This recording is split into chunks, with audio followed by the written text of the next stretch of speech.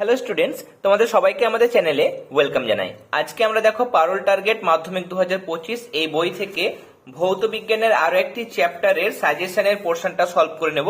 আজকে ধাতুবিদ্যা এই যে চ্যাপ্টারটা আছে সেখান থেকে আমরা সমস্ত 1 মার্কসের সাজেশনের আনসারগুলো দেখে নেব।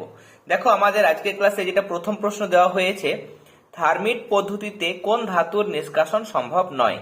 এখানে দেখো অ্যালুমিনিয়ামটাকে ব্যবহার করা হয়, কিন্তু এক্ষেত্রে অ্যালুমিনিয়াম ধাতুটাকে নিষ্কাশন করা যায় না।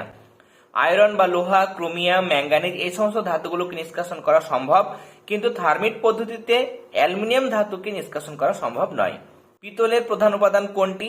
দেখো পিতলের মধ্যে কপার এবং জিঙ্ক দুটোই থাকে, কিন্তু কপারটা হচ্ছে মূল উপাদান, তার কারণ কপারটা মোটামুটি 60 থেকে 80% থাকে। তাহলে বেশি যেটা থাকে সেটা হচ্ছে প্রধান উপাদান। নেক্সট, জিঙ্ক ব্লেন্ড হলো, জিঙ্ক ব্লেন্ড অ্যাকচুয়ালি এটা হচ্ছে দেখো জিঙ্ক সালফাইড ZnS। কোনটি অ্যালুমিনিয়াম ধাতুর আকরিক? এটা তোমরা সবাই জানো, অ্যালুমিনিয়াম ধাতুর আকরিক হচ্ছে বক্সাইট। নেক্সট, স্টেনলেস স্টিলের প্রধান উপাদান হলো, স্টেনলেস স্টিলের মধ্যে দেখো Fe থাকে সব থেকে বেশি, তার সঙ্গে ক্রোমিয়াম থাকে, তার সঙ্গে নিকেল থাকে, তার সঙ্গে থাকে কার্বন। সব থেকে বেশি পরিমাণে যেটা থাকে আয়রন, তার জন্য আয়রন বা Fe হচ্ছে প্রধান উপাদান। কোন পদ্ধতিতে জিঙ্ক ধাতু নিষ্কাশন করা যায়? জিঙ্ক ধাতু নিষ্কাশন করা যায় কার্বন বিজারণ পদ্ধতিতে। কোন অ্যানায়নের উপস্থিতিতে লোহায় দ্রুত মরচে পড়ে? খুব ইম্পর্টেন্ট প্রশ্ন এটা। এক্ষেত্রে হবে ক্লোরাইড আয়নের উপস্থিতিতে। লোহার যে কোনো বস্তু, যেমন তোমরা দেখেছো যে সমুদ্রের মধ্যে যে সমস্ত জাহাজগুলো চলাচল করে সেই ক্ষেত্রে মরচেটা দ্রুত পড়ে, যেহেতু জলের মধ্যে ক্লোরাইড আয়নের উপস্থিতিটা বেশি পরিমাণে থাকে। এরপরে লোহার উপর জিঙ্কের প্রলেপ দেওয়ার পদ্ধতিকে বলা হয় গ্যালভানাইজেশন।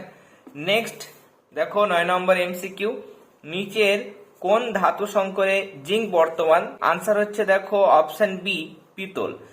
জিঙ্ক, এখানে পিতলের মধ্যে দেখো কপার থাকে এবং Zn থাকে, দুটোই থাকে, কপারটা বেশি পরিমাণে থাকে, এছাড়া জিঙ্কও থাকে, আর বাদ বাকি ধাতু সংকরে জিঙ্ক থাকে না।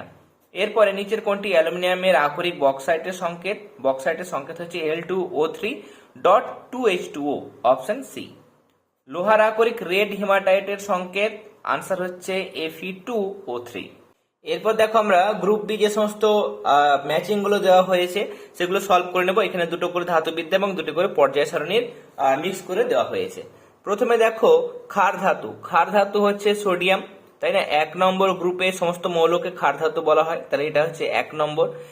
নেক্সট, সর্বোচ্চ তড়িৎ ঋণাত্মক মৌল হচ্ছে ফ্লোরিন, গ্রুপ 17 এর মৌল।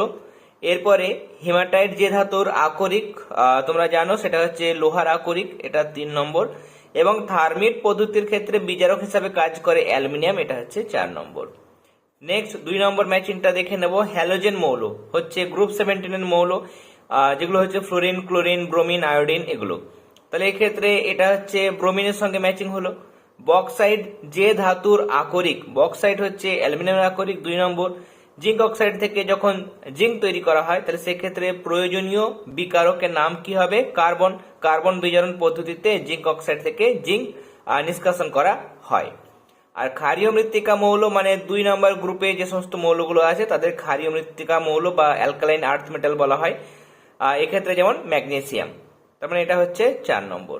নেক্সট 3 নম্বর ম্যাচিংটা সলভ করব। দেখো এক্ষেত্রে শ্রেণী 15 এর মৌল, 15 নম্বর শ্রেণী যে মৌল সেটা হচ্ছে দেখো ফসফরাস, এটা 1 নম্বর। ডুরালুমিনের প্রধান উপাদান হচ্ছে অ্যালুমিনিয়াম, এটা 2 নম্বর। চ্যালকোপাইরাইডস যে ধাতুর আকরিক, চ্যালকো মানে সেখানে কপার থাকে, তাই না? তার মানে এটা হচ্ছে 3 নম্বর। এরপর দেখো শ্রেণী 1 এর হাইড্রোজেনের পরবর্তী মৌল, হাইড্রোজেনের ঠিক নিচে থাকে লিথিয়াম, 1 নম্বর গ্রুপে, তার মানে এটা হচ্ছে 4 নম্বর সঙ্গে ম্যাচিং। এরপরে নেক্সট দেখো 4 নাম্বার যে ম্যাচিং দেওয়া হয়েছে, সর্বোচ্চ আয়নন বিভব সম্পন্ন মৌল। আয়নাইজেশন এনার্জি সব থেকে বেশি হচ্ছে নিষ্ক্রিয় গ্যাসের মধ্যে হিলিয়ামের, তাহলে এটা হচ্ছে 1 নম্বরের সঙ্গে ম্যাচিং। ইনভারের যেটা প্রধান উপাদান সেটা হচ্ছে Fe, লোহা, 2 নম্বর। তড়িৎ বিজারণ পদ্ধতিতে যে ধাতু নিষ্কাশন করা যায় সেটা হচ্ছে সোডিয়াম, যেগুলো মানে যেটা তোমাদের ইলেকট্রোকেমিক্যাল সিরিজ রয়েছে ধাতুর সক্রিয়তা শ্রেণী, যেগুলো উপরের মৌলগুলো আছে সেগুলো তড়িৎ বিজারণ পদ্ধতিতে নিষ্কাশন করা যায়, এটা 3 নম্বর। এরপরে দ্বিতীয় পর্যায়ে উপস্থিত নিষ্ক্রিয় মৌল হচ্ছে নিয়ন, এটা 4 নম্বর। লাস্ট যেটা ম্যাচিং দেওয়া হয়েছে অ্যাজোরাইট যে ধাতুর আকরিক, এটা হচ্ছে অ্যাজোরাইট কপারের আকরিক 1 নম্বর। নেক্সট এরপরে তৃতীয় পর্যায়ের প্রথম মৌল, এটা হচ্ছে দেখো তৃতীয় পর্যায়ের মধ্যে প্রথম যে মৌলটা আছে সেটা হচ্ছে সোডিয়াম, হাইড্রোজেন, তার নিচে লিথিয়াম, তারপর 3 নম্বর পর্যায়ে রয়েছে সোডিয়াম, তাহলে এটা 2 নম্বর। ইউরেনিয়াম উত্তর মৌল, মানে ইউরেনিয়ামের পরে এসছে প্লুটোনিয়াম, এটা হচ্ছে 3 নম্বরের সঙ্গে। আর লাস্ট ম্যাগনেলিয়ামের প্রধান উপাদান হচ্ছে অ্যালুমিনিয়াম, অর্থাৎ এটা 4 নম্বর ম্যাচিং এর সঙ্গে যাবে। তাহলে আজকে আমরা ধাতুবিদ্যা থেকে সাজেশনের সমস্ত 1 মার্কসের কোশ্চেন আনসার গুলো দেখে নিলাম। যারা এখনো পর্যন্ত চ্যানেলটি সাবস্ক্রাইব করনি তারা অবশ্যই সাবস্ক্রাইব করে নিও। এবং ভৌত বিজ্ঞান ও জীবন বিজ্ঞানের অনেকগুলো ক্লাস কমপ্লিট হয়ে গেছে, সাজেশনের পোর্শন সলভ করে নিয়েছি। যারা সেই সমস্ত ক্লাসগুলো দেখোনি তারা অবশ্যই ক্লাসগুলি দেখে নিও। এবং ম্যাম তোমাদের হিস্ট্রি এবং জিওগ্রাফি যে সমস্ত সলিউশনগুলো প্রোভাইড করেছেন সমস্ত ভিডিও তোমরা একটা প্লেলিস্টের মধ্যে পেয়ে যাবে। আমাদের চ্যানেলের প্লেলিস্ট অপশনে গিয়ে তোমরা পারুল টার্গেটের আলাদা প্লেলিস্ট পেয়ে যাবে, সেখান থেকে তোমরা অবশ্যই পুরনো ক্লাসগুলি দেখে নিও। তাহলে আজকের ক্লাস এতটাই, তোমরা সবাই ভালো থেকো। All the very best.